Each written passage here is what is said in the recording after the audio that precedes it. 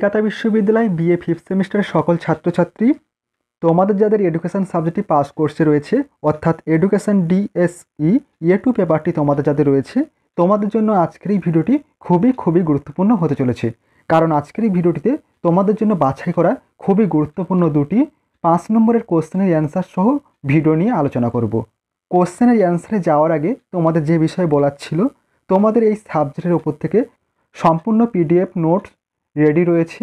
তোমরা যারা সংগ্রহ করতে চাইছো, অবশ্যই এই যে হোয়াটসঅ্যাপ নম্বর দেওয়া রয়েছে, তোমরা এই নম্বরে SMS-এর মাধ্যমে যোগাযোগ করতে পারো। দেখো, তোমরা সাজেশানটি দেখে নাও। তোমাদের জন্য যে দুটি কোশ্চেন রাখা হয়েছে তার সম্পূর্ণ উত্তরটি দেখে নাও। দেখো, প্রথম প্রশ্ন ছিল জনশিক্ষা বিস্তারে স্বামী বিবেকানন্দের ভূমিকা। মোস্ট ইম্পর্ট্যান্ট একটি 5 নম্বরের কোশ্চেন। দেখো, উত্তরটি দেখে নাও।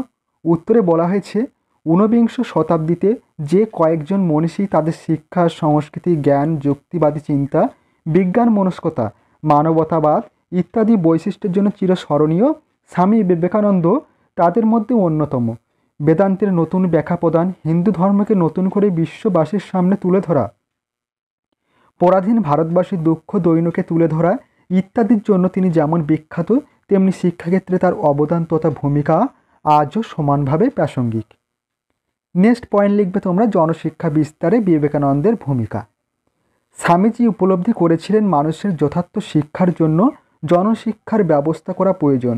স্বামীজি ক্ষোভের সঙ্গে বলেছেন, সর্বাঙ্গে রক্ত সঞ্চয় না হলে কোনো দেহে কোনো কালে উঠেছে দেখেছিস? একটা অঙ্গ পড়ে গেলে অন্য অঙ্গ সবল থাকলে ওই দেহ নিয়ে কোনো বড় কাজ করা যাবে না। ইয়ে নিশ্চয় জানবি। আধুনিক শিক্ষা মুষ্টিমেয়কে আলোকিত করে, তাই শিক্ষাকে মুষ্টিমেয় কয়েকজনের মধ্যে আবদ্ধ না রেখে আপামর জনসাধারণের মধ্যে ছড়িয়ে দেওয়ার কথা স্বামীজি বলেছেন। বিবেকানন্দ শিক্ষিত যুবকদের গ্রামে গিয়ে সেখানকার লোকদের আধুনিক বিজ্ঞান, ইতিহাস, ভূগোল, সাহিত্য, ধর্মশিক্ষা দিতে বলেছেন। স্বামীজি মনে করতেন জনশিক্ষা প্রসারের ফলে এক নতুন ভারত জন্ম নেবে। তার ভাষায়, নতুন ভারত বেরোক নাঙল ধরে, চামার কুটির ভেদ করে, জেলে মালো মুচি মেথরের মধ্যে থেকে, বেরোক মুদির দোকান থেকে, ভুনা ওয়ালার উনুনের পাশ থেকে, বেরোক কারখানা থেকে, হাট থেকে, বাজার থেকে, বেরোক ঝোপ জঙ্গল পাহাড় পর্বত থেকে। নেক্সট পয়েন্ট লিখবে, জনশিক্ষা বিস্তারে স্বামী বিবেকানন্দের অবদান। 1 নম্বর অবদান রয়েছে বেদান্ত সমাজের প্রতিষ্ঠা। তিনি বেদান্ত সমাজের প্রতিষ্ঠা করেছিলেন, যার মূল লক্ষ্য ছিল ভারতের গ্রামাঞ্চলে শিক্ষা বিস্তার করা। 2 নম্বর পয়েন্ট লিখবে পশ্চিমা বিশ্বের সামনে ভারতীয় সংস্কৃতির প্রচার। তিনি পশ্চিমা বিশ্বে ভারতীয় সংস্কৃতির প্রচার করেছিলেন এবং ভারতীয়দের প্রতি বিশ্বের দৃষ্টি আকর্ষণ করেছিলেন। 3 নম্বর, যুব সমাজকে অনুপ্রাণিত করা। তিনি যুব সমাজকে দেশ সেবা এবং সমাজ সেবার জন্য অনুপ্রাণিত করেছিলেন। 4 নম্বর, শিক্ষার গুরুত্ব সম্পর্কে সচেতনতা সৃষ্টি। তিনি মানুষের মধ্যে শিক্ষার গুরুত্ব সম্পর্কে সচেতনতা সৃষ্টি করেছিলেন। সর্বশেষ পয়েন্ট লিখবে মন্তব্য। স্বামী বিবেকানন্দ ছিলেন ভারতীয় জনশিক্ষার একজন অগ্রদূত।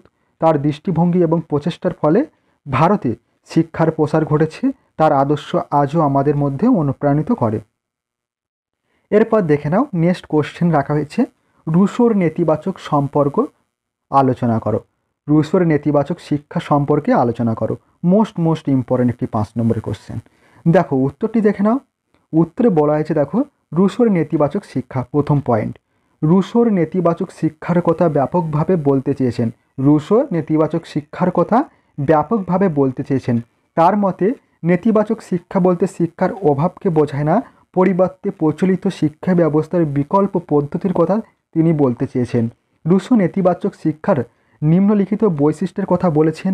দেখো, বৈশিষ্ট্যগুলি রয়েছে: 1, শিশুর সরাসরি অভিজ্ঞতা অর্জন। 2, আবিষ্কারমূলক পদ্ধতি অনুসরণ করা।